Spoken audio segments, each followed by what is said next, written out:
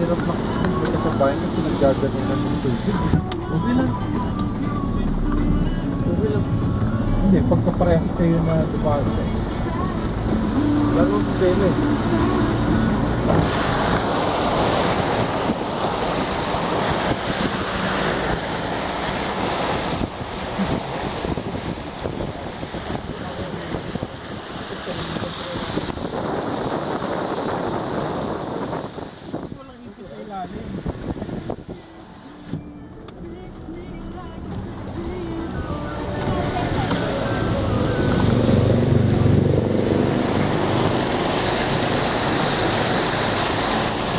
Sana ganito lang ang traffic araw-araw, no? Na walang baha.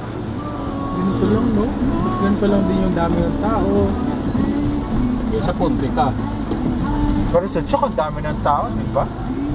Mabasa ako. Sa sulo dito. Dami rin tao. Kasi yung ginawa mo. Parang ganito na, di ba?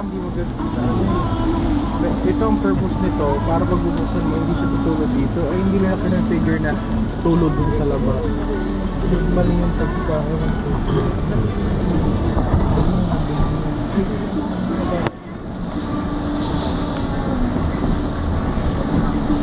Tapos pwede pala tayo maglagay ng diba Santa Ana to?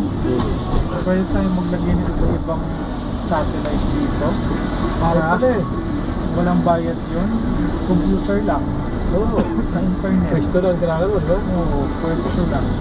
Maganda. So kung may pwesto dito na pang internet shop siguro, pwede rin magawa ng nagiging One Pro Express. Tapos Santa Ana pa rin.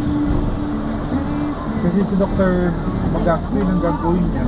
Sa Kabanatuan parang tatlong lalagyan niya.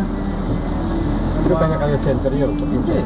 Wala nang bayan. Pero ilang center na nabuksan ito sila, di ba? Hindi. Kabanatuan isa pala. Matapos na din ako sa